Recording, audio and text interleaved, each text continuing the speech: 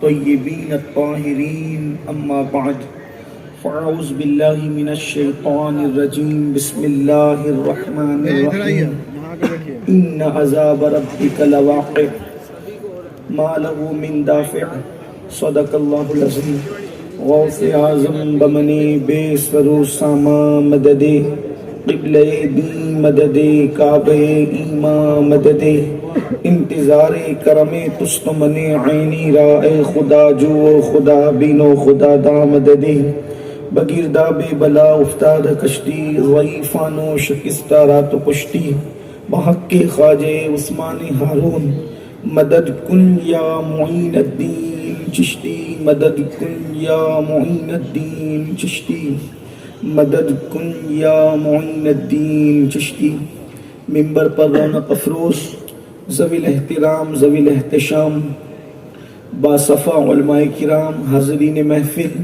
پردہ نشین ماؤں اور بہنوں السلام علیکم ورحمۃ اللہ وبرکاتہ۔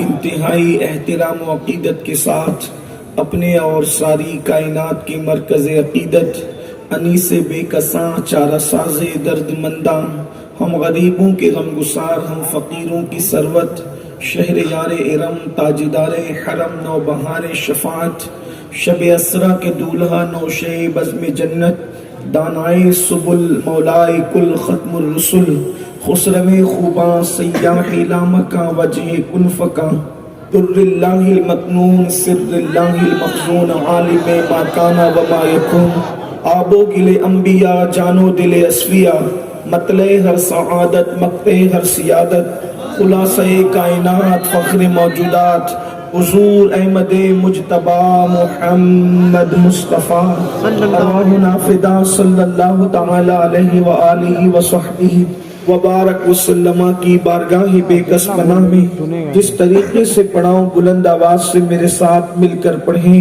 الصلاۃ والسلام علیک یا رسول اللہ الصلاۃ والسلام علیک یا نبی اللہ الصلاۃ والسلام علیک یا حبیب اللہ وعلی آلک واصحابک یا نور اللہ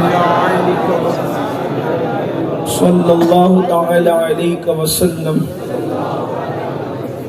دن لہو میں کھونا تجھے شب صبح تک سونا تجھے دن لہو میں کھونا تجھے شب صبح تک سونا تجھے شرم نبی خوف خدا یہ بھی نہیں وہ بھی نہیں رزق خدا کھایا کیا فرمان حق ٹالا کیا شکر کرم عرص سزا یہ بھی نہیں وہ بھی نہیں اور ڈر تھا کہ عصیاں کی سزا اب ہوگی یا روز جزا ڈر تھا کہ عصیاں کی سزا اب ہوگی یا روز جزا دی ان کی رحمت نے صدا یہ بھی نہیں وہ بھی نہیں۔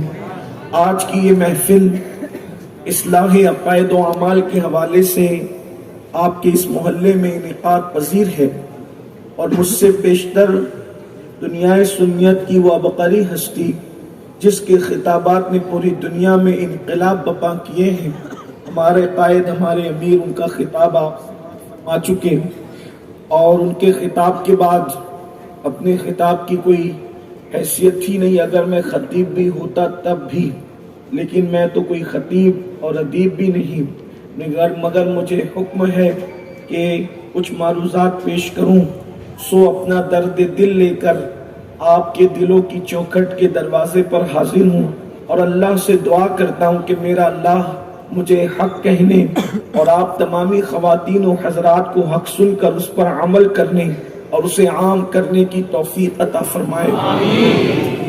عقل مند انسان کی پہچان یہ ہے ہوشیار اور دانشور انسان کی پہچان یہ ہے کہ جب بھی وہ کوئی کام کا آغاز کرتا ہے یا وہ کوئی کام کرنے کا ارادہ کرتا ہے تو اس کے اینڈ پر اس کی نظر ہوتی ہے کہ اس کا اینڈ کیا ہوگا۔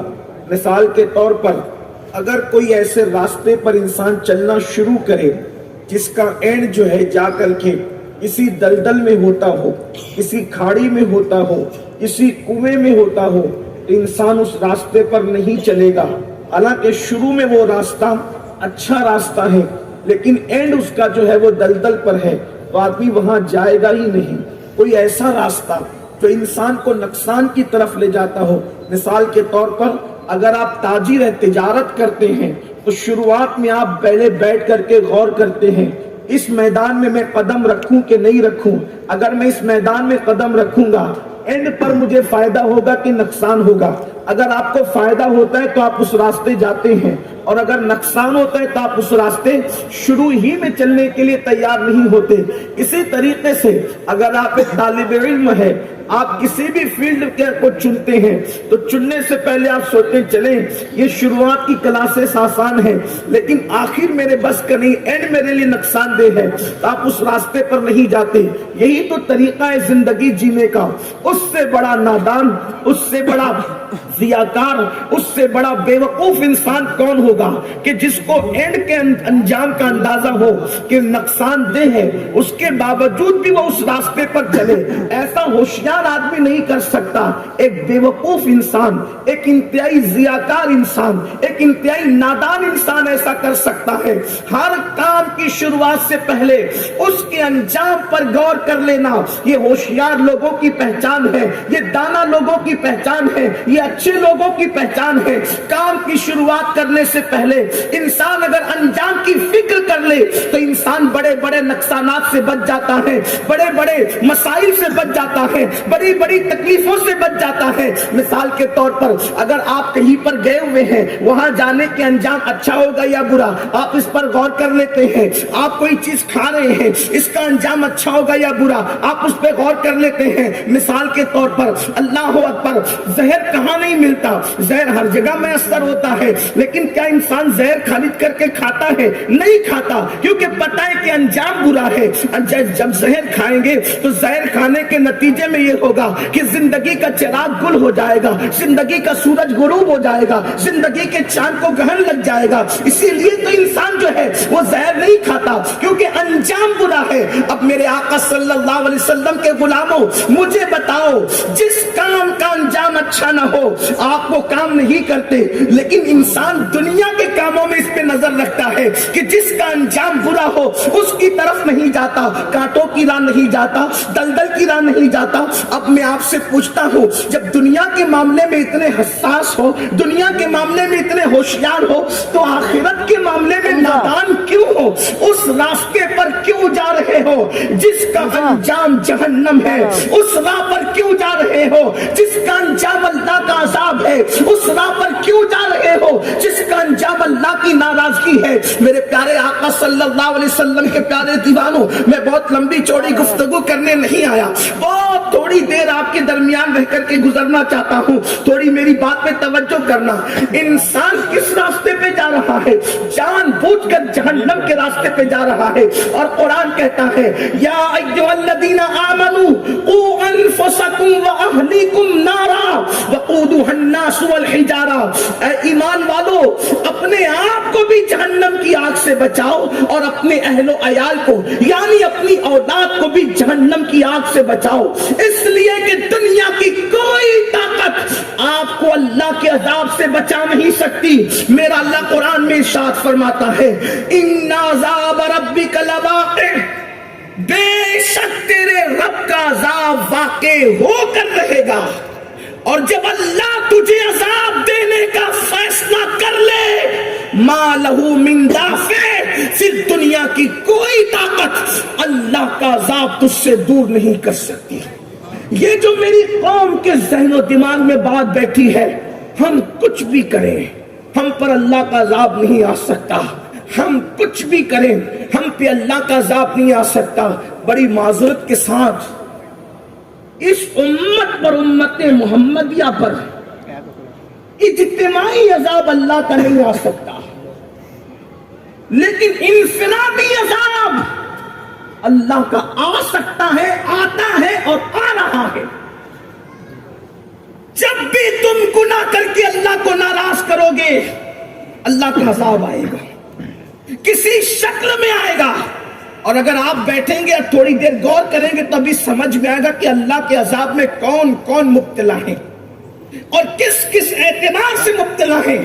میں آپ کو کچھ نہ کہوں گا، آپ مجھے کچھ نہ کہیں گے، بہت ہو گیا ایک دوسرے کو کہنا۔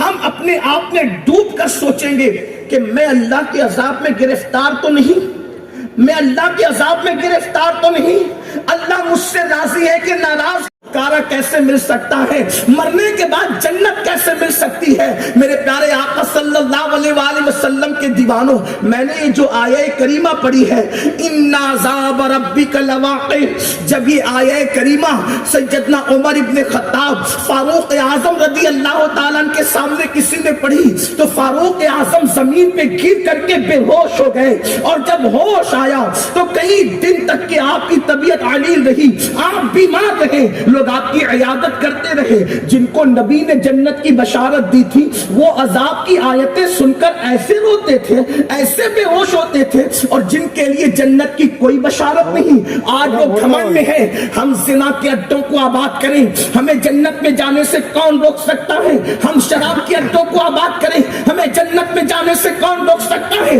ہم تاش کے پتے کھیلتے رہیں، ہمیں جنت میں جانے سے کون روک سکتا ہے؟ بڑی معذرت کے ساتھ، کیونکہ آپ کو تو سبق پڑھا دیا گیا ہے نا کہ آپ جنت میں جاؤ گے، آپ جنتی ہو کیونکہ سنی ہو، سنی ہو جنت میں جاؤ گے۔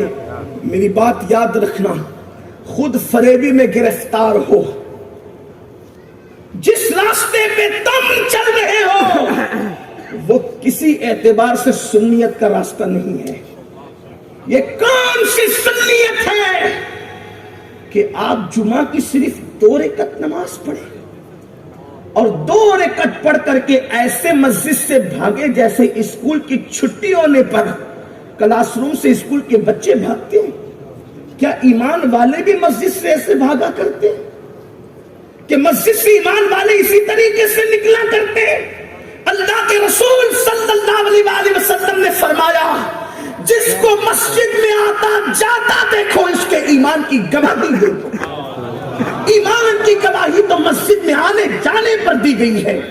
ان لوگوں کو مسجد کی کبوتری کہا گیا ہے۔ میرے پیارے آقا صلی اللہ علیہ وسلم کے پیارے دیوانوں، یقیناً اہل سنت و جماعت ہی پوری کائنات میں مسلک حقہ ہے، یہی مسلک ناجی ہے، میں اس میں کوئی دو رائے نہیں رکھتا۔ لیکن میری قوم جس راہ پر چل کر اپنے آپ کو سنی کہہ رہی ہے، میں سمجھتا ہوں شاید جو ہے ہم کہیں نہ کہیں کسی غلط راہ کا شکار ہو رہے ہیں۔ میرے آقا صلی اللہ علیہ وسلم کے پیارے دیوانوں، تو میں عرض یہ کر رہا تھا جن کو جنت کی بشارتیں دی گئی وہ عذاب کی آیتیں سن کر کے روتے تھے، کبھی کبھی بے ہوش ہوتے تھے، اور ہمارا حال یہ ہے ہم جب عذاب کا ذکر سنتے تو ہمیں ہنسی آتی ہے کہ اللہ اکبر، ہمیں تو پیر صاحب بچا لیں گے، پیر صاحب بچائیں گے، مجھے اس میں بھی کوئی انکار نہیں۔ لیکن پیران پیر کہہ رہے ہیں اگر بے نمازی مر جائے تو اسے مسلمان کے قبرستان میں دفن مت کرنا۔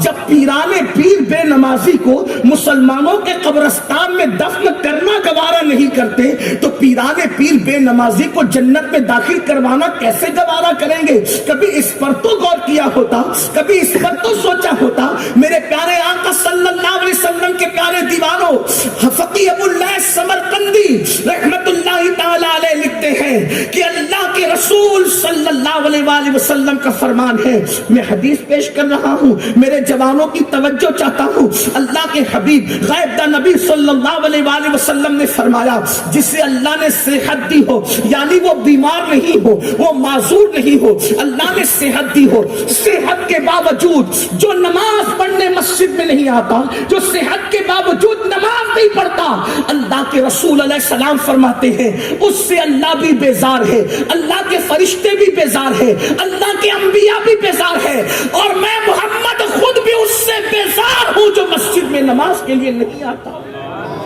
مجھے بتاؤ جس سے اللہ کے رسول بیزار، جس سے انبیاء بیزار، جس سے فرشتے بیزار، اس کا ٹھکانہ جنت کیسے ہوگا؟ اپنے آپ پہ رحم کرو۔ ہمارا یہ نازک سا وجود اللہ کے عذاب کو برداشت کرنے کی طاقت نہیں رکھتا۔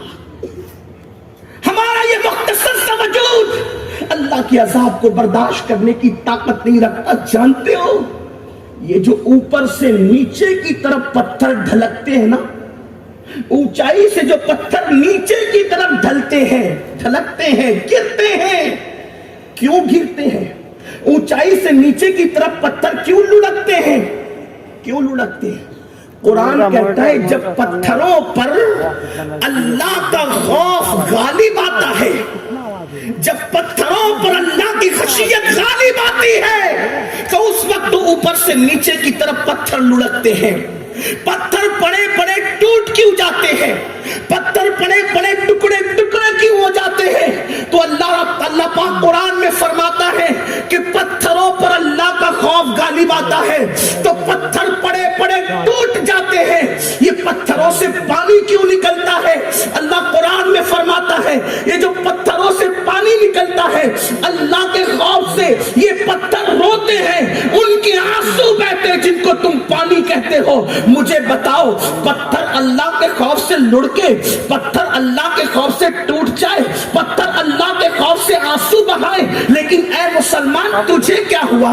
اے میری قوم کے جوان تجھے کیا ہوا؟ کیا تو پتھروں سے بھی زیادہ سخت دل ہو گیا؟ اللہ اکبر! وہ گناہ نہ کر کے، وہ نیکیاں کر کے رونے والے تھے جن کو جنت کی بشارتیں ملی تھی، اور ہم گناہ کر کے بھی بہت اطمینان سے ٹھنڈے بیٹھے ہوئے ہیں، مولانا ہم جنت میں نہ جائیں گے تو کون جائے گا؟ میرے بھائی، شیطان فریبی کا شکار نہ ہونا، خود فریبی کا شکار نہ ہونا۔ آپ جانتے ہو، آؤ ذرا ایک حدیث مبارکہ سن لو، دل کے کانوں سے سن لو، اللہ کرے کسی کے دل میں بات اتر جائے۔ ایک تو یہ سب سے بڑی بات کہ اللہ بیزار ان سے جو نماز نہیں پڑھتے، رسول اللہ بیزار ان سے جو نماز نہیں پڑھتے۔ پھر میرے آقا مصطفیٰ جان رحمت صلی اللہ علیہ وآلہ وسلم فرماتے ہیں جہنم کے اندر ایک وادی ہے اور اس وادی کا نام وادی لملم ہے، اور اللہ کے حبیب صلی اللہ علیہ وسلم فرماتے ہیں اس وادی لملم کے اندر اتنے موٹے موٹے بچھو ہیں جیسے اونٹوں کی گردن موٹی ہوتی ہے،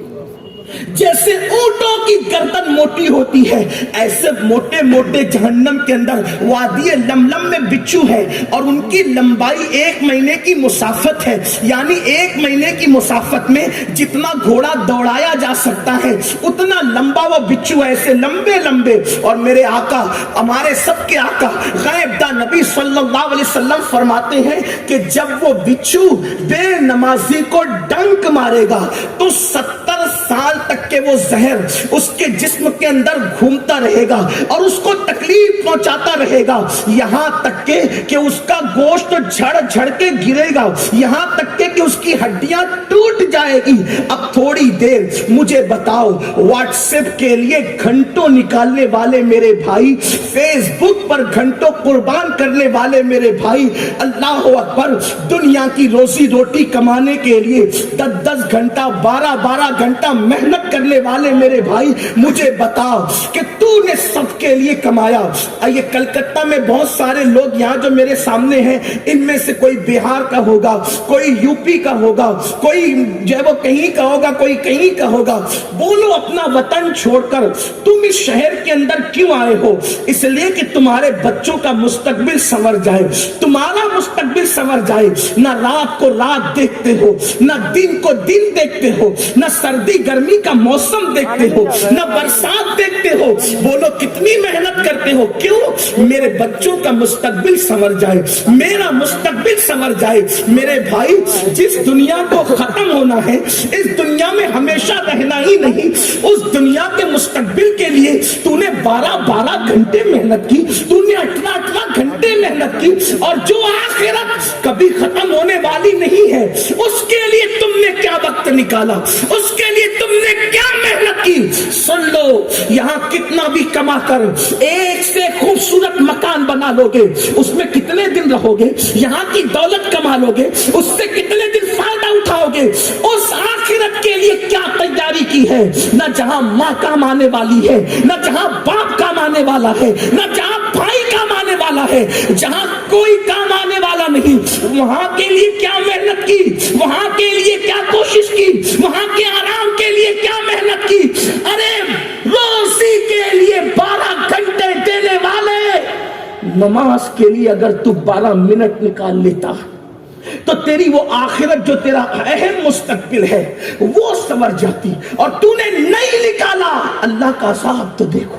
یہ کسی جلسے کے ناظم کا قول نہیں, یہ کسی مولوی کی گفتگو نہیں, یہ اس رسول کا فرمان ہے جو اپنی مرضی سے کبھی کلام کرتے ہی نہیں. قرآن ان کے کلام کے بارے میں کہتا ہے وَمَا يَنْتِقُ عَنِ الْهَوَىٰ إِنْ هُوَ إِلَّا وَحْيٌ يُوحَىٰ.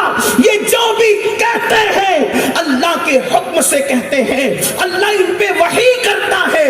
زبان ان کی ہوتی ہے, کلام خدا بند قدوس کا ہوتا ہے. تھوڑی دیر نماز کے لیے ٹائم نہ نکالنے والے میرے بھائی, جن کو ٹائم نہیں ملتا, تھوڑا غور کرے اس حدیث پر, تھوڑا غور کرے.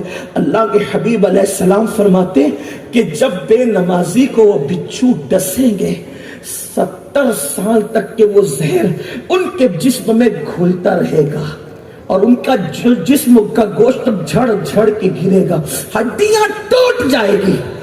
جنگل کا بچھو کاٹ لے برداشت نہیں کر پاتے, جنگل کا سانپ کاٹ لے برداشت نہیں کر پاتے. وہ جہنم کے مخصوص بچھو جن کو اللہ نے پیدا ہی کیا ہے عذاب دینے کے لیے. کتنا کمزور وجود ہے نا اپنا, کتنا نازک وجود ہے نا اپنا, جو وجود اگر بتی کا چٹکا برداشت نہ کر سکے, جو وجود سگریٹ کا چٹکا برداشت نہ کر سکے, جو وجود مئی کی چلچلاتی ہوئی دھوپ برداشت نہ کر سکے, جب نماز نہ پڑھنے کے عوض میں اس وجود پر جہنم کے بچھوؤں کا ڈنک ہوگا, تو وہ طاقت کہاں سے لاؤ گے, وہ قوت کہاں سے لاؤ گے کہ اللہ کے عذاب کو برداشت کر سکو. میرے بھائی اپنے حال پہ رحم کر, میرے بھائی اپنے حال پہ رحم کر. تو اللہ کا عذاب برداشت نہیں کر سکے گا. تیرے اور میرے اندر اتنی طاقت نہیں ہے کہ ہم اللہ کے عذاب کو برداشت کر سکے, ہمارے اندر قوت ہی نہیں ہے. ارے جب پہاڑ اللہ کے عذاب کو برداشت نہ کر سکے اور پہاڑ رو پڑے, ہم کیسے برداشت کریں گے؟ اپنی آخرت کو برباد مت کرو. یہ زندگی اللہ نے کیوں دی؟ قرآن کہتا ہے الذی خلق الموت والحیات لیبلوکم ایکم احسن عملا, کہ ہم نے زندگی اور موت کو پیدا کر کے انسان سے امتحان لیا, اس کو آزمایا کہ کون تھوڑی سی زندگی کو پا کر اچھا عمل کرتا ہے. اللہ اکبر. اور پھر یہ جہنم کا حال, جہنم کا حال. اور ہماری کیفیت, اذان کے وقت تو بیٹھے گیم کھیل رہے, موبائل میں لگے, فلموں میں لگے, سیریلوں میں لگے. کیا ہو گیا مسلمانوں کو؟ ایک دور وہ تھا اگر مسلمان لوہے پر ہتھوڑا مارنے کے لیے اٹھاتا اور اذان کی آواز آتی تو ہتھوڑا لوہے پہ نہیں مارتا, زمین پہ رکھ کے مسجد کی طرف چلے جاتا. لوگ کہتے مولانا مسلمان آج در در کا بھکاری کیوں ہے؟ میں نے کہا جب تک مسلمان اللہ کی چوکھٹ پر آتا تھا دنیا بھکاری تھی, دینے والا مسلمان تھا. جب سے مسلمانوں نے اللہ کا در چھوڑ دیا اس دن سے مسلمان در در کا بھکاری ہو گیا. ہر در پر سر پٹکنے والوں, کسی در پر عزت نہیں مل سکتی. اگر کوئی وقار چاہتے ہو, آؤ میرے اللہ کے در سے اپنے رشتے کو جوڑو, میرے رب کے در سے اپنے رشتے کو جوڑو, سجدے کے پابند بنو. اللہ کے رسول علیہ الصلوۃ و تسلیم فرماتے ہیں جب بندہ اذان سن کر مسجد کی طرف چل پڑتا ہے اور جب وہ مسجد میں آتا ہے اور اپنا سر اللہ کی بارگاہ میں جھکاتا ہے تو اللہ فرشتوں پہ مباحات فرماتے ہوئے کہتا ہے اے فرشتوں دیکھو تو صحیح, یہ سب کو چھوڑ کر میری بارگاہ میں آ کے سر جھکا دیا ہے. مجھے میری عزت و جلال کی قسم, جس کا سر میری بارگاہ میں جھک گیا اب اسے کسی غیر کے آگے کبھی جھکنے نہیں دوں گا. میرے پیارے آقا علیہ السلام کے پیارے دیوانوں, آؤ آؤ اللہ کی عبادت کی طرف آؤ, اللہ سے رشتے کو جوڑو. کب تک گناہوں میں ڈوبے رہو گے؟ بزرگوں نے فرمایا جہاں گناہ ہے وہاں فنا ہے. گناہ کی جگہ کبھی عزت نہیں, گناہ کی جگہ کبھی سکون نہیں, گناہ اللہ کی جگہ کبھی قرار نہیں. بہت سارے لوگ سوچتے یار اللہ کریم ہے, اللہ کریم ہے, معاف کر دے گا. میں نے کہا میری قوم نے اللہ کی شان رحمت کو دیکھا, لیکن میری قوم نے اللہ کی شان غیرت پر کبھی توجہ نہیں کی. بات سمجھنا, جیسے وہ رحمت میں بے مثل و بے مثال ہے, وہ غیرت میں بھی بے مثل و بے مثال. اب وہ کس کس کو عذاب دیتا ہے, تھوڑا سننا غور سے سننا. ہم کیا سوچ بیٹھے مجھے سمجھ میں نہیں آتا. دین کی پوری شکل بگاڑ دی, دین کی پوری شکل بگاڑ دی. 3 باتیں عرض کروں گا. عذاب کس کو دیتا ہے وہ سن لیجئے, ناراض کس سے وہ سن لیجئے, پھر اس کو کیسے منائے وہ سن لیجئے, اور بات مکمل کرتے. اس لیے کہ میں جن لوگوں کے ساتھ آیا انہیں فلائٹ پکڑنا ہے, مجھے ان کے ساتھ مجھے ملنے کے لیے جانا ہے, اس لیے میں اپنی گفتگو وقت پہ بالکل ختم کرنا چاہتا ہوں. لیکن تھوڑی دیر, ویسے بھی ان کی گفتگو کے بعد کوئی گفتگو کی ضرورت نہیں, لیکن آپ نے بٹھایا تو میں عرض کروں گا صرف 3 بات. نمبر 1, وہ عذاب کس کس کو دیتا ہے. ان علماء سے پوچھو, نبی کی بیویاں کوئی ایری غیری تو نہیں ہوتی ہے نا, بلکہ ہمارے اہل سنت کے عقیدے میں یہ ہے نبی کی بیوی معاذ اللہ ایمان والی نہ ہو نہ صحیح. کبھی کسی مقام پر ایسا ہوا کہ ایمان والی نہ ہو نہ صحیح, لیکن نبی کی بیوی کبھی بدکار نہیں ہو سکتی. یہ اہل سنت کے عقائد میں ہمارے علماء کو مدرسوں میں پڑھایا جاتا ہے. بعض انبیاء ایسے ہوئے ہیں کہ جن کی بیویاں مسلمان نہیں ہوئی, ایسا ہوا, جیسے نوح علیہ السلام کی بیوی. لیکن کسی بھی نبی کی بیوی بدکار نہیں, اتنا یاد رکھنا, ٹھیک.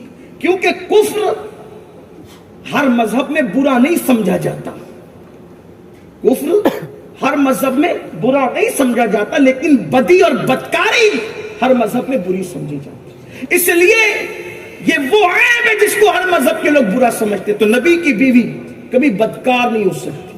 اب دو غور کرنا, لوط علیہ السلام کی قوم, لوط علیہ السلام کی قوم, ان میں چند گناہ تھے.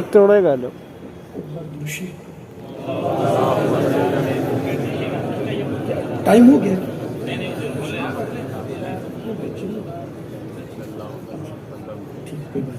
ایک بار بلند آواز سے رب صلی وسلم دائما ابدا علی حبیبک خیر خلق. لوط علیہ السلام کی قوم میں چند برائیاں تھیں. نمبر 1, مرد کے ساتھ بدی کرتے تھے. چونکہ میرے اس منبر پر میری پشت پر بڑے بڑے اہل علم, اہل عمل, اہل تقوی اور میرے بزرگ بیٹھے ہوئے, اس لیے میں اس کی زیادہ تشریح نہیں کروں گا, لیکن ایک اشارہ دے کر ضرور گزروں گا, کیونکہ آج میرے نوجوانوں میں یہ برائی بہت عام ہے. آج دوستی جو لڑکوں سے کی جاتی ہے, نوجوان لڑکے اسی لیے کرتے ہیں کہ خوبصورت لڑکوں کے ساتھ گناہ کر کے نفس کی تسکین کا موقع ملے.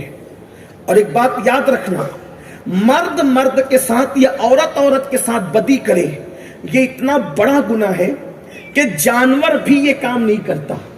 جانوروں میں ایک ہی جانور ہے جو یہ کام کرتا ہے, وہ سور اور خنزیر ہے. اسی لیے جو مرد کے ساتھ بدی کرے گا, جب وہ مرے گا تو اس کے چہرے کو خنزیر سے بدل دیا جائے گا, اس کو اس کی قبر میں سور بنا دیا جائے گا. اور بزرگوں نے یہاں تک فرمایا, یہ جو سیریل دیکھ کر, فلمیں دیکھ کر یہ جو بدی عام ہو رہی ہے نا قوم لوط کا عمل, جس پر ہم کچھ بولنے کے لیے, احتجاج کرنے کے لیے تیار نہیں ہے, ہم اپنے معاشرے میں یہ بدی دیکھ تو رہے ہیں, لیکن معاذ اللہ اس کو روکنے کے لیے ہم کوئی قدم نہیں اٹھا رہے ہیں. سن لو, اللہ کے رسول صلی اللہ علیہ وآلہ وسلم نے فرمایا کہ قوم لوط کا عمل کرنے والا جس بستی میں رہتا ہے اور بستی کے لوگ اس پر احتجاج نہیں کرتے, روک نہیں لگاتے, اس کو منع نہیں کرتے, اس بستی پر ایک دن میں 36 مرتبہ اللہ لعنت کو نازل فرماتا ہے. اور یہ انٹرنیٹ کی گندی فلمیں ہمارے جوانوں کو اس بدی میں مبتلا کر رہی ہے. میرا کلیجہ منہ کو آتا ہے, کہاں وہ جوان جو کبھی اندلس کے ساحل پہ کشتیاں جلانے والا تھا, کہاں وہ جوان جو کبھی بیت المقدس پر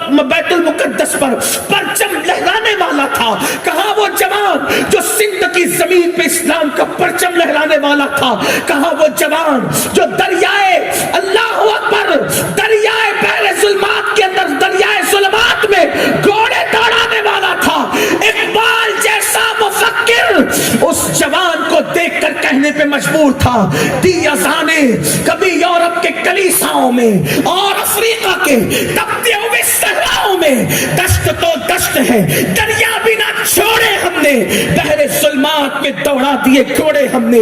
وہ جوان جو بیت المقدس کا فاتح تھا، وہ جوان جو اندلس کا فاتح تھا، وہ جوان جس کے بارے میں اقبال کہتے ہیں نہیں تیرا نشیمن قصر سلطانی کے گنبد پر تو شاہی ہے بسیرا کر پہاڑوں کی چٹانوں میں، عقابی روح جب بیدار ہوتی ہے جوانوں میں نظر آتی اس کو اپنی منزل آسمانوں میں ستاروں کے آگے، جہاں اور بھی ہے ابھی عشق کے امتحان اور بھی ہے، تو شاہی ہے پرواز ہے کام تیرا، تیرے سامنے آسمان اور بھی ہے۔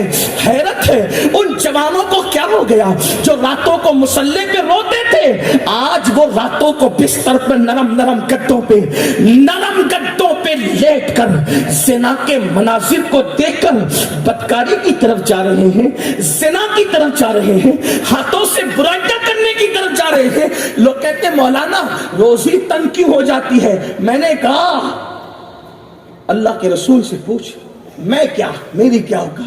حضور علیہ السلام فرماتے ہیں جب کوئی شخص بدکاری کرتا ہے، زنا کرتا ہے، بدی کرتا ہے، قوم لوط کا عمل کرے، یہ بدی میں ہی تو ہے، تینوں چیزیں بدی میں، قوم لوط کا عمل، زنا اور ہاتھوں سے اپنی طاقت کو برباد کر دینا۔ اشاروں کی زبان میں کہہ رہا ہوں لیکن مجھے اچھا نہیں لگتا، بڑوں کا لحاظ، مگر کیا کروں کیونکہ نوجوان میرے پاس آ کر کے کہتے ہیں ہم برباد ہو گئے۔ لوگ کہتے ہیں لنگڑے لولے بچے کیوں پیدا ہوتے دنیا میں؟ پتہ ہے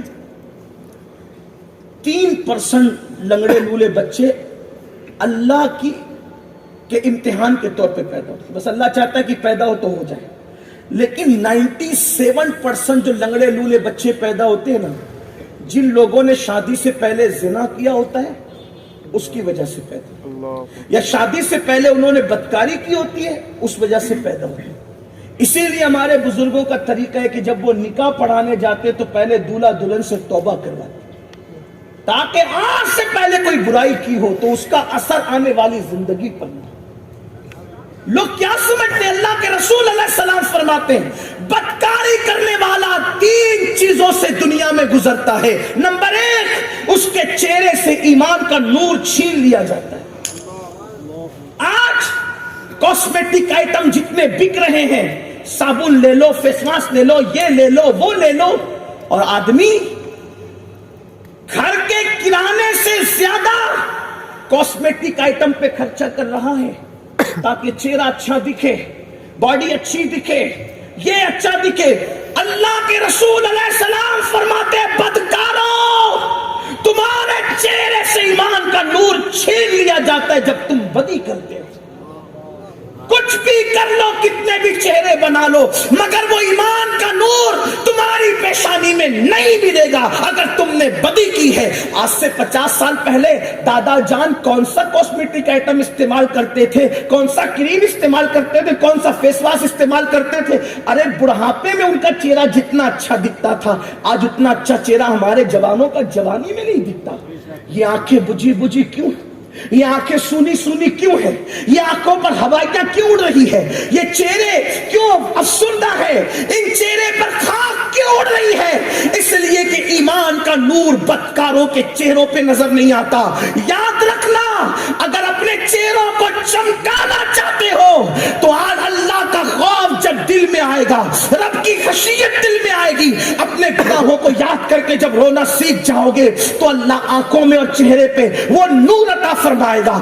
زمین پہ جیو گے تو بھی چہرے چمکیں گے اور جنازے میں جاؤ گے تو بھی چہرے پھول کی طرح کھلتے ہوئے نظر آئیں گے۔ میرے آقا علیہ السلام کے پیارے دیوانوں، تو بدکاری کرنے والوں کے چہرے سے نور چھینا جاتا ہے۔ نمبر 2، اس کی روزی سے برکت اٹھا لی جاتی ہے۔ اس کی روزی میں برکت نہیں ہوتی، پھر آپ کتنے ہی بڑے بابا کا تعویذ لے لو، جب برکت اللہ نے اٹھا لی ہے تو کوئی بابا تک تعویذ آپ کی روزے میں برکت نہیں لا سکتا.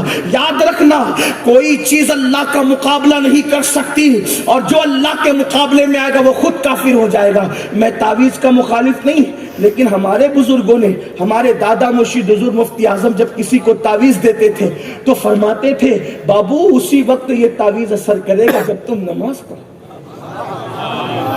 اگر کوئی یہ کہے کہ تو جو چاہے کر میرا تعویذ اثر کرتا ہے, وہ فرعون ہے. فرعون وہ اللہ کے غضب کو چیلنج کر رہا ہے, وہ آپ کو گناہ پر دلیر کر رہا ہے. تو یاد رکھنا تعویذ میں کوئی اثر نہیں مگر باذن اللہ, دوا میں کوئی اثر نہیں مگر باذن اللہ, کھانے میں کوئی نفع و ضرر نہیں مگر باذن اللہ. جس میں جو اثر ہے وہ اللہ کے نام کا اثر ہے.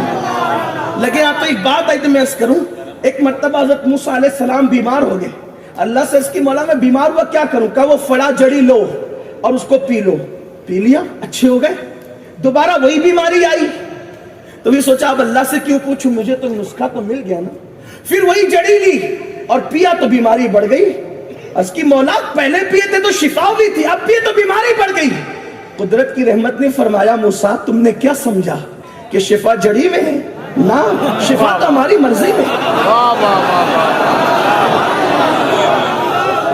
جب ہم چاہتے ہیں تو زہر بھی تریاق ہو جاتا ہے, اور جب ہم چاہتے ہیں تو پھر تریاق بھی زہر ہو جاتا ہے. کیا کہہ رہا لا یضر مع اسمہ شیء فی الارض ولا فی السماء. کوئی چیز نفع نقصان نہیں پہنچا سکتی آسمان کے نیچے اور زمین کے اوپر مگر اللہ کی مرضی سے. کوئی نفع نقصان کا مالک نہیں. یہ اپنے اندر عقیدہ پیدا کرنا ہوگا. تو عرض یہ کر رہا تھا, بات دور نکلتی جا رہی ہے. میرے آقا صلی اللہ علیہ وآلہ وسلم کے پیارے دیوانوں, تو میرے آقا نے فرمایا جو بدی کرتا ہے ایمان کا نور چھینا جاتا ہے, جو بدی کرتا ہے روزی کم کر دی جاتی, روزی کاٹ دی جاتی ہے, اور جو بدی کرتا ہے اس کی عمر بھی کم کر دی جاتی. اللہ کے بندو رحم کرو. تو عرض یہ کر رہا تھا کہ نبی کی کوئی بیوی بدکار نہیں ہوتی. لوط علیہ السلام کی قوم بدکار تھی, مرد مرد کے ساتھ بدکاری کرتی. اللہ کے رسول علیہ السلام نے فرمایا کہ ایک دن میں 36 بار لعنت برستی اس بستی پر جب بستی کے لوگ روکتے نہیں. ہاں, اور ایسے لوگ کہیں بھی مرے, کتنا بڑا نقصان ہے دیکھو. ایسے لوگ کہیں بھی مرے, ایک رات ان کی قبر میں نہیں گزرنے پاتے. رات گزرنے سے پہلے فرشتے اس کو اٹھاتے ہیں, اٹھا کر کے اس کے لاشے کو وہاں لے جا کے پھینک دیتے ہیں جہاں قوم لوط پر عذاب آیا تھا, پتھر برسے تھے. یعنی اگر قوم لوط کا عمل کرنے والا مرے گا کلکتہ میں تو کلکتہ میں نہیں رہے گا, اس کو اٹھا کے وہاں لے جایا جائے.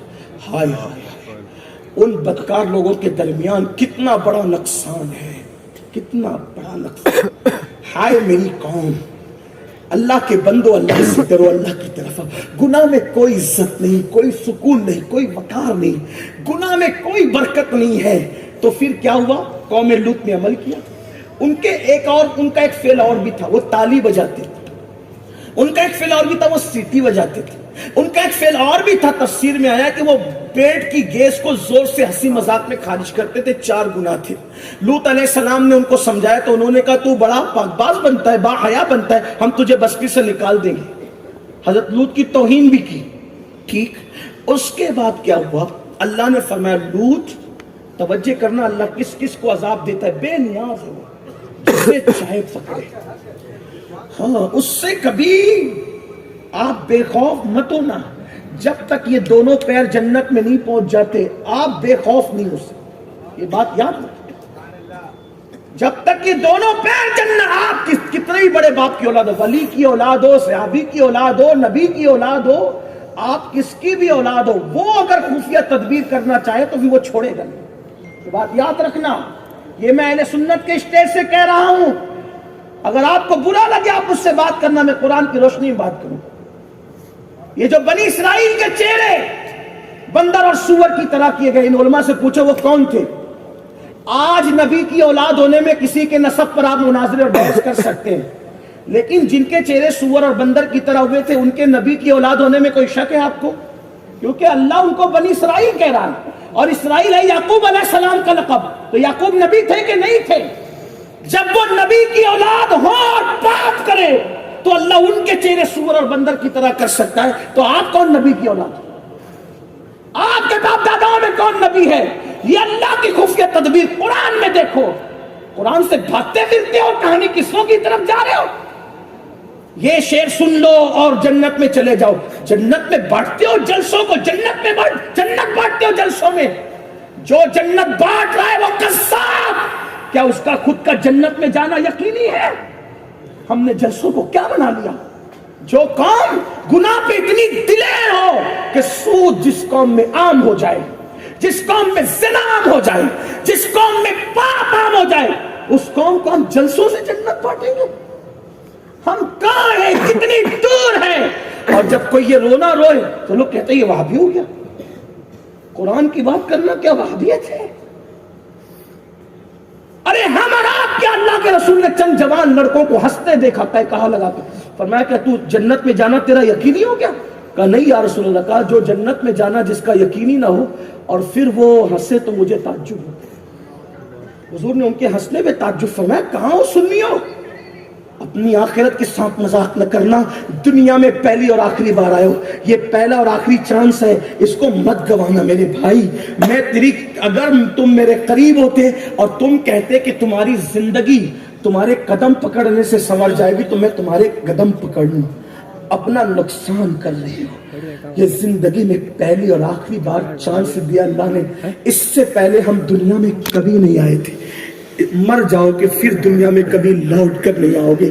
مرنے کے بعد انسان کو جس دن اس کی نیکیوں کا احساس ہوگا تو انسان تمنا کرے گا اللہ مجھے ایک بار دنیا میں جا کر صرف 2 رکعت نماز پڑھنے دے. اللہ فرمائے گا بندے نہیں، میں نے تجھے موقع دیا تھا تو نے ضائع کر دیا. آج تیرے لیے کوئی موقع نہیں. جب بنی اسرائیل پر عذاب آیا ہے وہ نبی کی اولاد تھے، ان کا شجرہ نسب دیکھو. یعقوب علیہ السلام تک تو اللہ نے بیان کر دیا. یعقوب کے والد اسحاق، اسحاق کے والد ابراہیم علیہ السلام. یہ ہے وہ انبیاء کی اولاد. اگر آپ کو کوئی اس پہ ڈاؤٹ ہو تو آپ بہت بڑے علماء سے پوچھ لو کہ وہ اولاد پیغمبر تھے کہ نہیں تھے. جب نبی کی اولاد کہیں حشر ہو سکتا ہے جن کا شجرہ نسب اللہ بیان کرے، جب ان پر یہ عذاب آ سکتا ہے تو ہم پر کیوں نہیں؟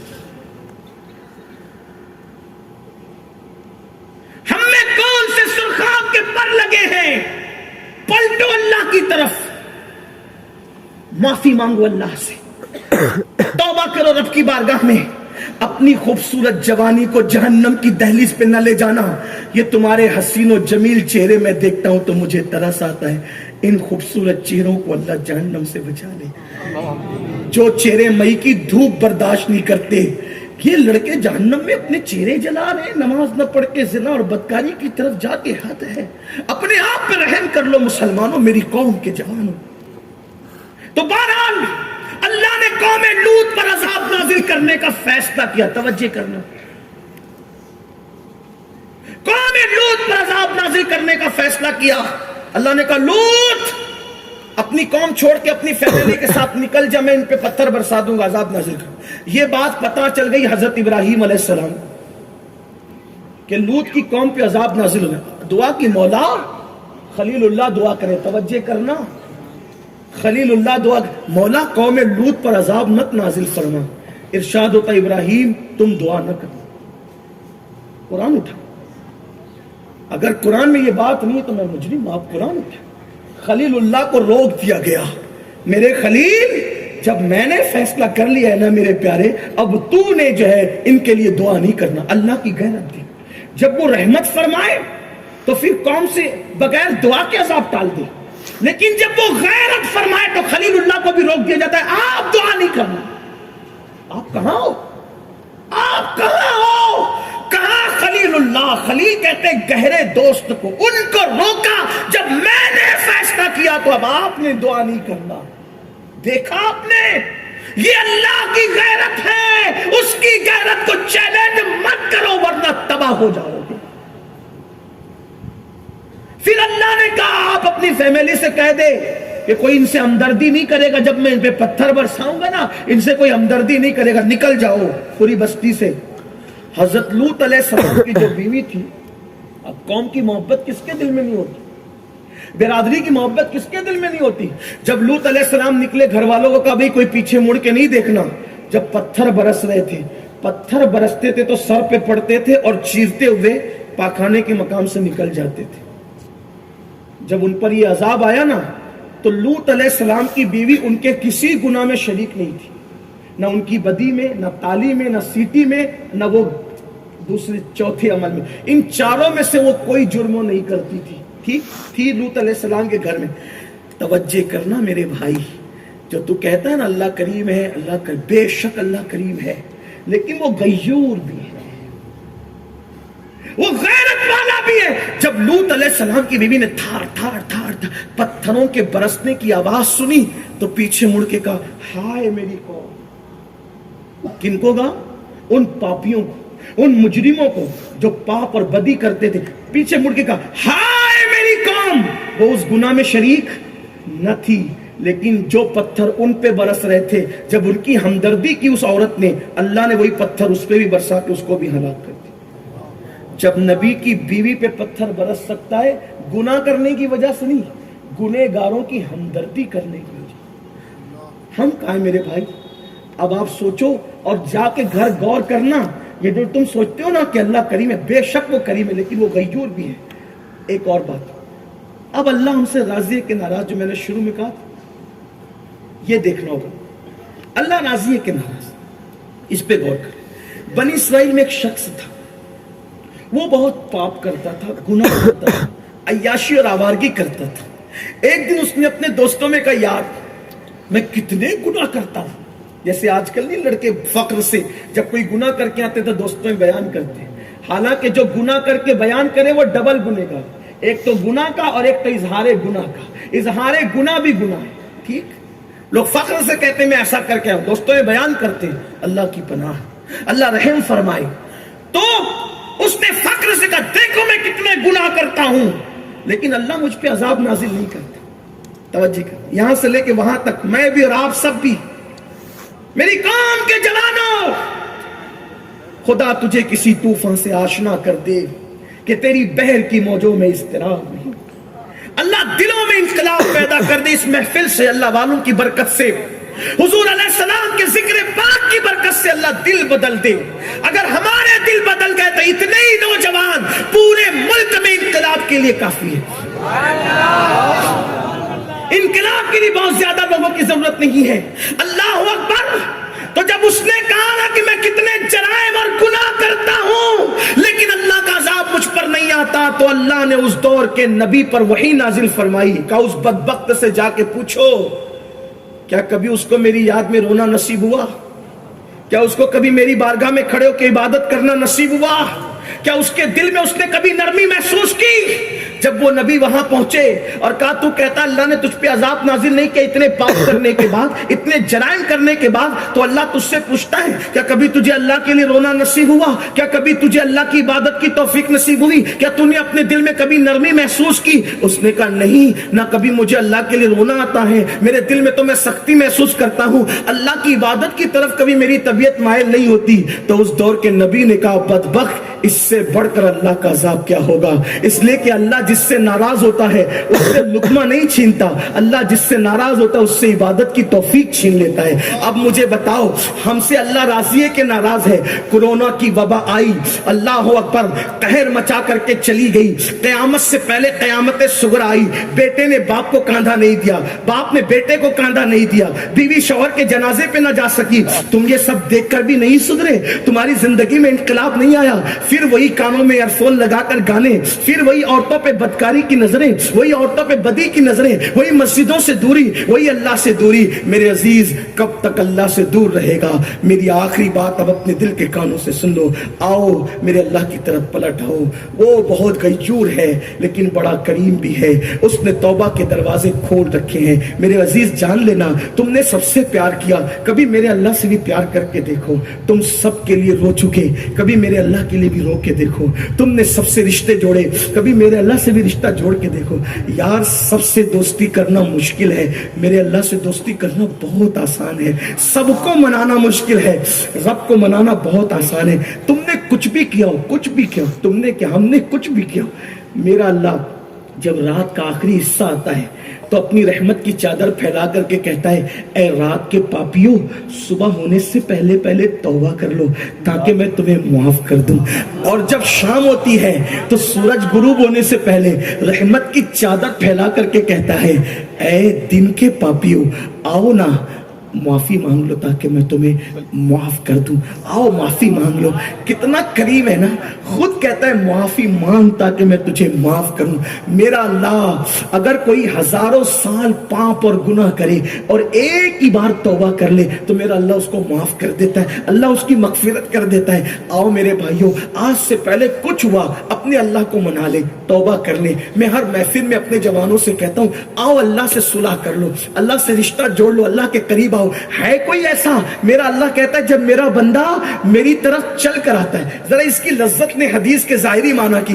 کہتے ہیں جب میرا اللہ فرماتا ہے جب میرا بندہ میری طرف چل کر آتا ہے تو میں اس کی طرف دوڑ کر جاتا ہوں. اور ہمارے محتاطین علماء اس کو یوں بیان کرتے ہیں جب میرا کوئی بندہ میری طرف چل کر آتا ہے تو میری رحمت اس کی طرف دوڑ کر جاتی ہے. آؤ اپنے اللہ سے اپنے رشتے کو مضبوط کر لو, روٹے ہوئے رب کو منا لو, اس کی بارگاہ میں ایک سوگات پیش کرو. ام المومنین سیدہ عائشہ نے پوچھا آقا نیکوں کے لیے تو آپ نے فرمایا نا کہ بہت سارے نیک بے حساب جنت میں جائیں گے, کوئی ایسا گنہگار بھی ہے جو بے حساب جنت میں جائے؟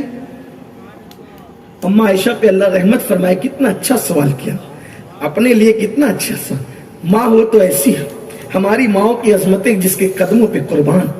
آقا بہت سارے نیکوں کے بارے میں کہا وہ بے حساب جائے گا, وہ بے حساب. کوئی گنہگار بھی بے حساب جنت میں جائے گا؟ کوئی گنہگار بھی بے حساب جنت میں جائے گا؟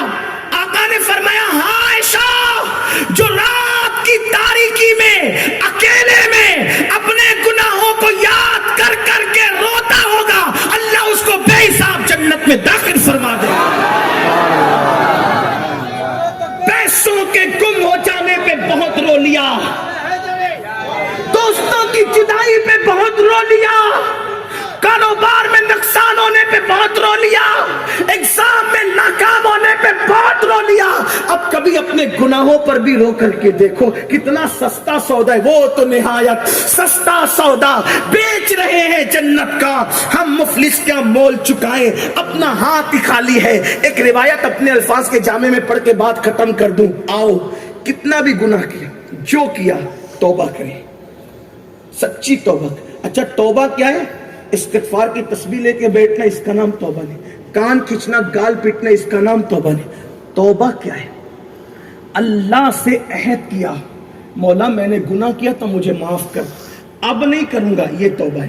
اور پھر اس راستے کبھی مت جانا جیسے بکری کے تھن سے دودھ نکلنے کے بعد دوبارہ اسی سوراخ سے کبھی دودھ تھن میں جا سکتا ہے؟ تو جیسے بکری کے تھن سے دودھ نکل کر دوبارہ اسی سوراخ سے نہیں جاتا, ایسے ہی گناہ سے نکلنے والا پھر دوبارہ گناہ کے راستے پہ نہ جائے, اسے کہتے توبہ. اور جو ایسی توبہ کرے اللہ اس کے بارے میں کہتا ہے ان اللہ یحب التوابین, ایسی توبہ کرنے والوں کو اللہ اپنا محبوب بنا لیا کرتا ہے, اللہ اپنا ولی بنا لیا کرتا ہے. جو روایت پڑھنی تھی وہ یہ پڑھ دیتا ہوں مختصر الفاظ میں, اپنے الفاظ کے جامع میں. مجھے بہت پسند ہے کیونکہ میں خود گنہگار ہوں تو مجھے معافی کی باتیں بہت پسند, مجھے بہت پسند ہے. اور اللہ معافی کی اور رحمت کی باتوں کو پسند کرتا کیونکہ میں آپ کے ساتھ ہوں, آپ لوگ مجھ سے بہت اچھے ہو. یہ تو علماء نے بٹھا دیا بیان کرنے تو بیٹھ گیا, لیکن آپ مجھ سے اچھے ہو. میں تو سوچتا ہوں کہ آپ کے صدقے اللہ مجھے جنت عطا کرے.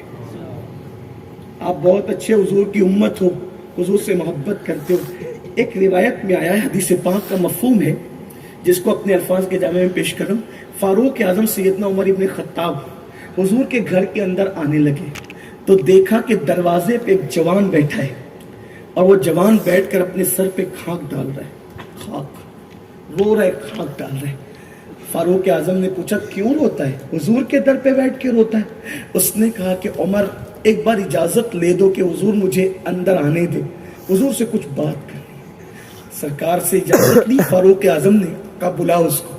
وہ نظریں جھکا کے رو پڑا, آقا میرے لیے مغفرت کی دعا کر, میں بہت پاپی ہوں آقا, میں بہت بڑا مجرم ہوں آقا, میرے لیے دعا کرے کہ اللہ مجھے معاف کر دے۔ آقا نے پوچھا کیا کیا تم نے؟ حضور میرے اندر ہمت نہیں ہے کہ میں آپ سے عرض کروں کہ میں نے کیا کیا ہے، مگر بس اتنا ہے کہ میں بہت پاپی ہوں، بہت گنہگار ہوں۔ آقا نے کہا بتا نا تو نے کیا کیا؟ حضور میں نہیں ہمت پاتا، نہیں بیان کر سکتا۔ سرکار نے فرمایا کیا تیرا گناہ آسمانوں سے بڑا ہے؟ ہاں کہا میرا گناہ آسمانوں سے، سمندروں کی جھاگ سے بھی بڑا؟ ہاں کہا زمین کے ریگزاروں سے بھی بڑا؟ ہاں کہا کیا تیرا گناہ میرے اللہ کی رحمت سے بڑا ہے؟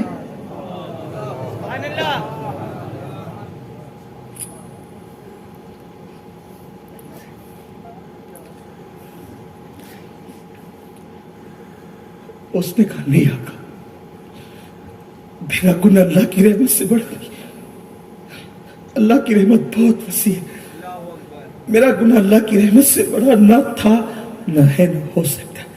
میرے آقا نے خود ہی پڑھایا تھا سبقت رحمتی علی غضبی، اللہ فرماتا ہے میری رحمت میرے غضب پر سبقت لے گئی ہے۔ تو پھر سرکار نے کہا بولنا کیا کیا ہے؟ اس میں حکمت یہ تھی کہ میرے اور آپ جیسے گنہگاروں کو پتہ چل جائے کہ کتنے بڑے بڑے گنہگار توبہ کرتے اور کیا کیا بن جاتے ہیں نا۔ پوچھا بتا نا تو نے کیا کیا ہے؟ اس نے اس کی آقا میں کفن چور ہوں، میں کفن چور ہوں، اور میں نے 1000 لوگوں کے کفن چرائے زندگی میں، لیکن جب 1000واں کفن چرانے میں قبرستان پہنچا تو چونکہ بہت مالدار گھرانے کی لڑکی تھی، جب میں کفن چرانے گیا 1000واں کفن، تو میں نے جیسے ہی مٹی ہٹائی اور میں قبر میں اترا کفن چرانے کے لیے، تو چونکہ چاند کی دودھیا روشنی قبرستان کے سناٹے میں قبر کے اندر تک آ رہی تھی، جیسی میں نے کفن چرایا۔ اس دور میں لوگ کفن چراتے تھے کیونکہ کپڑے ہاتھ سے بنے جاتے، کپڑوں کا بہت شارٹیج ہوتا تھا، بہت قلت ہوتی تھی، تو کپڑے ہاتھ سے بنتے تھے لوگ، کفن بھی چوری کر کر کے لوگ بیچتے تھے۔ آج تو شاید ایسا گناہ دنیا میں نہیں رہا ہوگا کیونکہ مشینوں میں کپڑے بنتے ہیں اور بہت بنتے ہیں، غریبوں اور فقیروں کے گھر میں بھی تجوریاں بھری ہوتی ہیں کپڑوں کی، اب کون کفن چرائے گا؟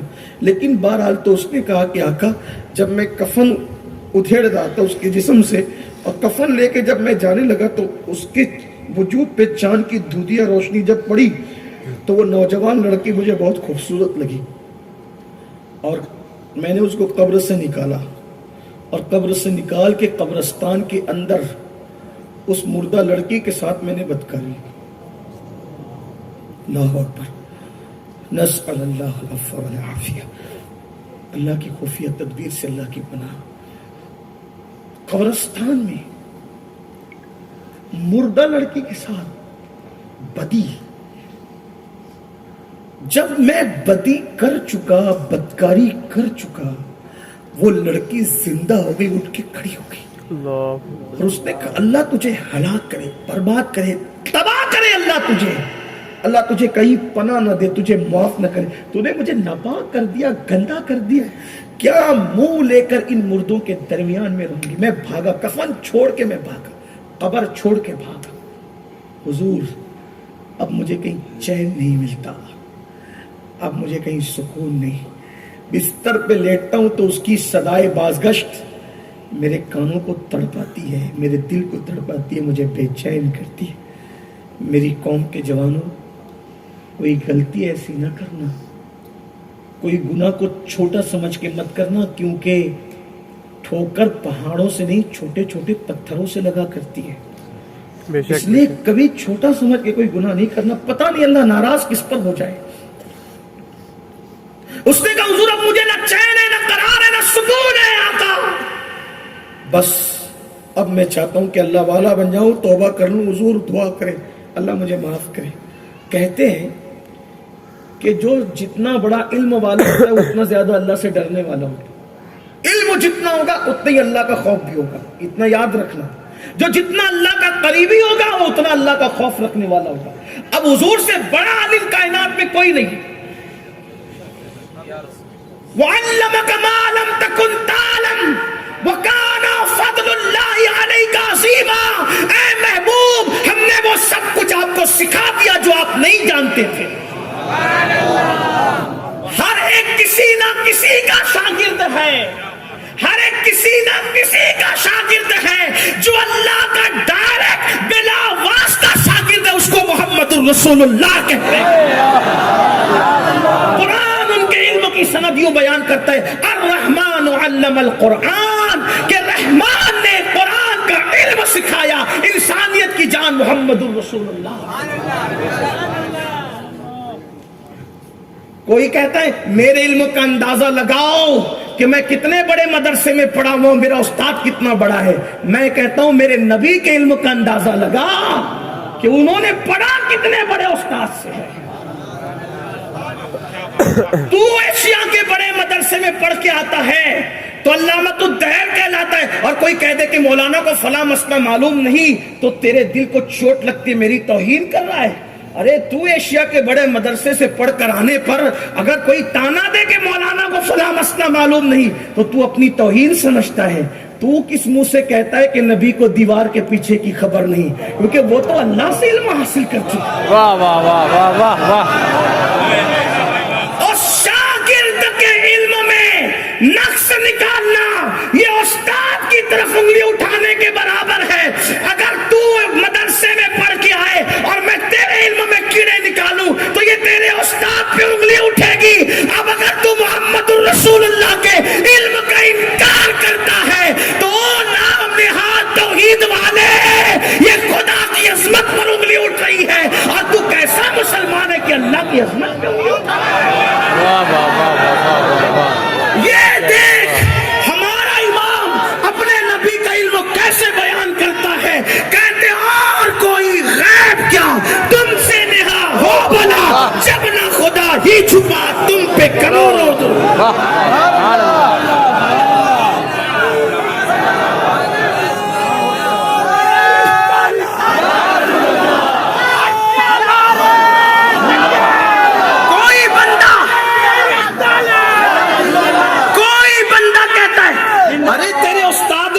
کمی کی کہ تجھے یہ بھی نہیں سکھایا، یہ بھی نہیں سکھایا۔ واللہ میرا رب فرما رہا ہے الرحمن علم القرآن، رحمان نے سکھایا، واہ واہ۔ یہ نہیں کہا اللہ نے سکھایا، یہ نہیں کہا قہار نے سکھایا، یہ نہیں کہا جبار نے سکھایا، کیا کہا؟ رحمان نے سکھایا۔ رحمان کا کیوں آیا تذکرہ؟ کیوں؟ رحمان کا مطلب ہی ہوتا ہے بے نہایت مہربان، اس کی مہربانی کی کوئی نہایت نہیں، رحمان اس کو کہتے ہیں۔ اس لیے کوئی رحمان نہیں ہو سکتا، بلکہ اگر کسی عبد الرحمان کو بھی رحمان کہو تو علماء فرماتے حرام ہے۔ ٹھیک، بندوں میں کوئی رحمان نہیں، رحمان صرف اس کی صفت ہے۔ مطلب کتنا نہایت، کتنا بے مہربان ہے، کافر کو بھی روٹی دیتا ہے رحمان۔ جب صفت رحمانی پہ آئے تو کافر کو بھی توجہ کرنا، کافر کو بھی روٹی دیتا ہے۔ جب صفت رحمانی کا اظہار کرے تو شیطان کہتا ہے مجھے قیامت تک زندگی دے دیتا ہے۔ توجہ، توحید ہم سے بھی تو ذرا سنو نا۔ آپ کہتے توحید تو ہم بیان کرتے، سنی کا بیان کرتے، میں کہتا ہم سے بھی توحید سنو نا۔ ہم سے زیادہ توحید کون بیان کرے گا؟ ہم تو بزرگوں کی قبروں پہ چادر بھی چڑھاتے تو کلمہ پڑھ کے چڑھاتے، ہم ہر کام درود پڑھ کے کرتے ہیں، لیکن ولی کی قبر پہ چادر اور صندل پیش کرتے تو صوفیہ کا طریقہ ہے لا الہ الا اللہ، لا الہ الا اللہ، لا الہ۔ یہ لا الہ الا اللہ پڑھ کے کیوں چادر چڑھاتے پتہ ہے؟ اس لیے کہ وہ بتاتے ہیں کہ یہ بندہ اسی لیے اس پہ چادر چڑھ رہی ہے، اللہ پہ تو چڑھ ہی نہیں سکتی، اس لیے چادر چڑھانا شرک نہیں ہے، چادر چڑھانا نفی شرک ہے۔ یہ بات ہے۔ بہرحال میں اس کی طرف نہیں جاتا ورنہ بات کہیں اور چلے گی۔ تو عرض یہ کر رہا تھا کہ شیطان کہتا ہے مجھے زندگی دے، قیامت تک اللہ نے کہا دیا، پھر کہتا ہے کہ مجھے اتنی طاقت بھی دے کہ میں جہاں چاہوں جس شکل میں چاہوں پہنچوں۔ یعنی اپنے الفاظ کے جامع میں اگر مجازن کہوں تو یہ بھی کہ وہ کہتا ہے کہ مجھے حاضر بھی رکھ اور ناظر بھی رکھ۔ اللہ نے فرمایا دیا۔ اسی لیے تو شیطان کو بہت علم دیا اللہ نے۔ مثال کے طور پہ آپ کے خضر پورہ کے اندر 12:12 پر اگر کوئی مر رہا ہے تو بیٹے کو فون کرنا پڑتا ہے کہ فلاں مر رہا ہے، لیکن شیطان کو کون اطلاع دیتا ہے کہ فلاں مر رہا ہے؟ کوئی اطلاع دیتا ہے اس کو؟ بولو بھائی، آپ حدیث کو مانتے ہو کہ نہیں؟ سب مسلک کے لوگ مانتے ہیں، لیکن جب انسان مرتا ہے تو شیطان آتا ہے. بولو آتا ہے کہ نہیں؟ بہکانے کے لیے آتا، بولتا ہے عیسائی ہو جائے یا یہودی ہو جائے. اس کو کس نے اطلاع دی؟ فرشتوں نے دی. کس نے دی؟ کس نے دی؟ مطلب اللہ نے اس کو اتنا علم دیا کہ کون کہاں مرے گا اس کو پتا ہے، کس کا گھر کہاں ہے اس کو پتا ہے. اس کو بہکانے کے لیے پہنچنا ہے وہاں. اور پھر ایک بات اور یاد رکھنا، وہی شیطان 12:12 پہ خضر پورہ میں کوئی مر رہا ہے تو اس کو بھی بہکا رہا ہے. وہی شیطان اسی وقت اسی دن 12:12 پہ مالیگاؤں میں کوئی مر رہا ہے تو اس کو بھی بہکا رہا ہے. وہی شیطان ممبئی میں 12:12 پہ کوئی مر رہا ہے تو اس کو بھی بہکا رہا ہے. یا اللہ تو کیسا رحمان ہے. ایک شیطان، اس کو علم اتنا دے دیا، طاقت اتنی دے دی کہ ایک ہی وقت میں وہ کئی جگہ موجود ہے. بولو آج تک اس پہ مناظرہ ہوا کہ شیطان اتنی جگہ موجود ہے؟ کوئی کہتا ہے کہ نہیں موجود ہے. شیطان کو اتنی جگہ سب مانتے ہیں کہ نہیں مانتے ہیں؟ بولو بھائی، اس پہ کبھی مناظرہ ہوا؟ نہیں ہوا. سب مان رہے ہیں کہ یہاں اس کو بہکا رہا ہے، وہاں اس کو بہکا رہا ہے. اچھا اسی ٹائم میں سعودی میں کوئی مر رہا ہے، اس کو ہی بہکا رہا ہے. لیکن اس کو اطلاع دی کسی نے نہیں، مگر اللہ نے اس کو اتنا علم دے دیا کہ اس کو پتا چل جاتا ہے، پہنچ جاتا ہے، بہکانے پہنچ جاتا ہے. میں کہتا ہوں لوگوں، تم نے اللہ رسول کی کیا قدر کی؟ تم نے اللہ کی کیا قدر کی؟ کون سی توحید کی بات کرتے ہو نادان؟ جب میرا رحمان مردود کو اتنا دیتا ہے تو محبوب کو اس نے کتنا بس نصیب کی بات ہے، بس نصیب کی بات ہے. کوئی محبوب کے لیے مانتا ہے، کوئی مردود کے لیے مانتا ہے. نصیب اپنا اپنا ہے، نصیب اپنا اپنا ہے. بس بات اتنی ہے، بات زیادہ نہیں کرتا. تو عرض یہ کر رہا تھا، جس کے پاس جتنا علم ہوتا ہے اس کے پاس اتنا خوف ہوتا ہے، اتنی خشیت ہوتی ہے. تو میرے آقا سے بڑا عالم کائنات میں کوئی نہیں. تو جب اس شخص نے کہا نا کہ یا رسول اللہ صلی اللہ علیہ وآلہ وسلم میں نے ایسا کیا، بات وہ بھول تو نہیں گئے نا، بس بات ختم کر رہا ہوں. یا رسول اللہ میں نے ایسا کیا، تو آقا پر اللہ کا خوف غالب آ گیا. آقا پر اللہ کا خوف غالب آ گیا. اور آقا نے فرمایا جلدی یہاں سے نکل، جلدی نکل، کہیں تیری وجہ سے آگ نہ برس پڑے، جلدی نکل یہاں سے. وہ نکل تو گیا، سر پہ خاک ڈالنے لگا، توبہ کرنے لگا، رونے لگا، خوب گڑ گڑانے لگا. 40 دن اسی حالت میں بیتے. ایک دن اللہ سے کہا مولا میرا گناہ تیری رحمت سے بڑا تو نہیں نا؟ اور اگر میرا گناہ تیری رحمت سے بڑا ہو گیا ہے، اور ایسا تو ہے نہیں، لیکن پھر بھی اگر میرا گناہ تیری، تو پھر مجھے ایسا عذاب دے کہ نہ مجھ سے پہلے کسی کو دیا، نہ میرے بعد کسی کو دینا. اور میرا گناہ تیری رحمت سے بڑا نہیں ہے اور ہرگز نہیں ہے، تو تیرے محبوب کو بتا دینا کہ تو نے مجھے معاف کر دیا. ادھر وہ یہ عرض کر رہا تھا، ادھر جبریل بلبل سدرا آ کے کہتے یا رسول اللہ آپ کو سلام کرتا ہے، اور اللہ سلام کہہ کر آپ سے فرماتا ہے اللہ نے اسے آپ کے صدقے میں معاف کر دیا. جبریل اس کو اللہ نے معاف کیا؟ ہاں آقا، اور صرف اسی کو معاف نہیں کیا بلکہ اللہ نے وعدہ کیا کہ محبوب کا کوئی امتی اس سے بڑا بھی گنہگار ہوگا اور وہ توبہ کرے سچے دل سے تو اللہ اس کو بھی معاف کر دے. آؤ اپنے اللہ کو منا لے، توبہ کر لیں. آئیے پڑھ لیں سب مل کر استغفر اللہ. لیکن وعدے کے ساتھ پڑھو گے نا، پھر تو کل سے گناہ کی راہ پہ نہیں جاؤ گے نا. پڑھو استغفر اللہ ربی من کل ذنب واتوب الیہ لا الہ الا اللہ محمد رسول اللہ. میں گزارش کرتا ہوں کہ مجھے روم تک پہنچنا ہے، کوئی میرے پیچھے نہ ہے کیونکہ حضرت جانے والے ہیں اور وہ پھر 2 مہینے کے بعد میری ملاقات ہوگی. اس لیے آپ لوگ صلاۃ السلام پڑھیں، دعا میں شریک ہوں. کوئی پیچھے دوڑ کے نہ ہے، صلاۃ السلام کا اہتمام کریں، کھڑے ہو جائیں. صلاۃ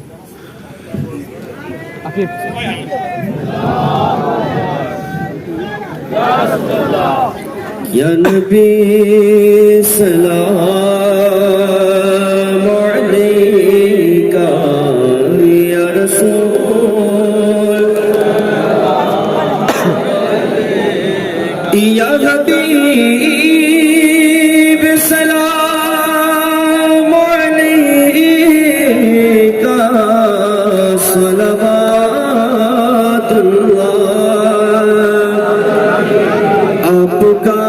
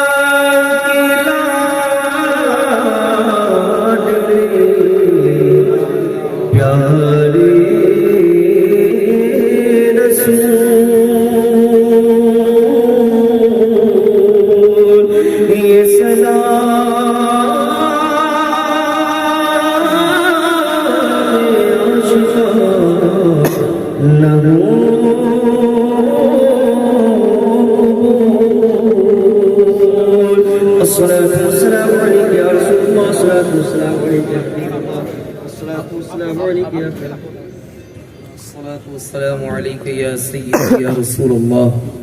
الصلاة والسلام عليك يا سيدي يا حبيب الله. الصلاة والسلام عليك يا خير خلق الله. بلغ العلا بكماله كشف الدجى بجماله حسنت جميع خصاله صلوا عليه وآله. الفاتحة.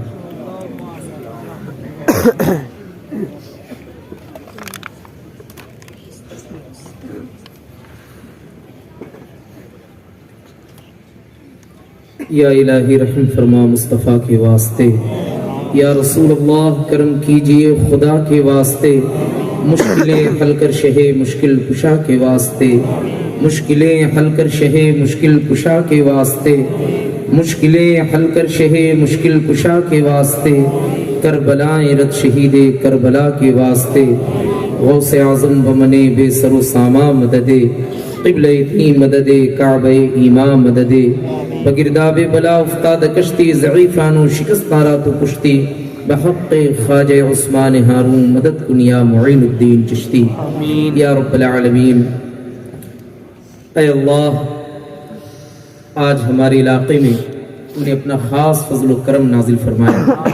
اے اللہ تیری رحمت سے آج ہمارے درمیان عطائے مفتی اعظم ہند بانی سنی دعوت اسلامی حضرت اللہ مولانا الحاج شاکر علی نوری مدظ اللہ العلی اور شہزادہ رسول و شہزادہ مولا کائنات حضرت اللہ مولانا سید امین القادری صاحب قبلہ قادری برکاتی رضوی تشریف لائے. اے اللہ ان علاقے والوں نے مولا تیرے اور تیرے حبیب پاک علیہ الصلاۃ والسلام کے ذکر پاک کی بابرکت محفل پاک کے اہتمام و انعقاد کیا. تیرے فضل سے مولا یہ علماء ربانیین ہمارے درمیان تشریف لائے. اے اللہ ان کے مواعظ حسنہ سے اے اللہ تو نے ہمیں سرفراز فرمایا. مولا تیری بارگاہ میں بھیک طلب کرتے ہیں مولا. اے اللہ ان علماء ربانیین کے بیانات سے ہمیں مستفیض ہونے کی توفیق رفیق عطا فرما. اے اللہ ان کے مواعظ حسنہ کو ہمیں اپنے دلوں میں اتارنے کی توفیق رفیق عطا فرما. اے اللہ مذہب اہل سنت والجماعت کی ہمیں خدمت کرنے کی توفیق رفیق عطا فرما.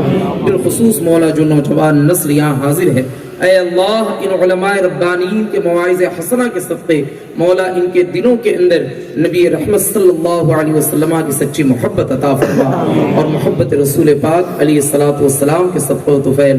اے اللہ ہمیں دین و سنیت کی زیادہ سے زیادہ خدمت کرنے کی توفیق رفیق عطا فرما.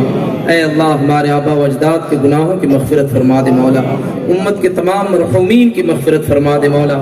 بالخصوص مولا آج کی شب کے صدقہ و طفیل اور ان مواعظ حسنہ کے صدقہ و طفیل جو یہاں حاضر ہیں ان کے اہل خاندان میں جو بھی گزر چکے ہیں مولا ان کی قبروں کو منور روشن فرما دے. اے اللہ انہیں جنت الفردوس میں اعلی مقام عطا فرما. اے اللہ ہم گنہگاروں پر رحم و کرم کی بارش نازل فرما. اے اللہ ہمارے دلوں کی تاریکیوں کو دور فرما دے مولا. اے اللہ ہمارے دلوں کو تیری طاعت و بندگی کی طرف پھیر دے مولا. اے اللہ ہمیں شریعت اسلامیہ کی تعلیمات پر عمل کرنے کی توفیق رفیق عطا فرما. بالخصوص مولا آج کی اس محفل پاک کو جن نوجوانوں نے سجایا سنوارا مولا اے اللہ اپنے خاص فضل و کرم کے صدقہ و طفیل ان نوجوانوں کو مذہب اسلام کا خادم بنا دے مولا. مذہب اسلام کا مبلغ بنا دے مولا. اے اللہ اہل سنت والجماعت کی جتنی بھی تحریکیں ہیں اے اللہ تمام تر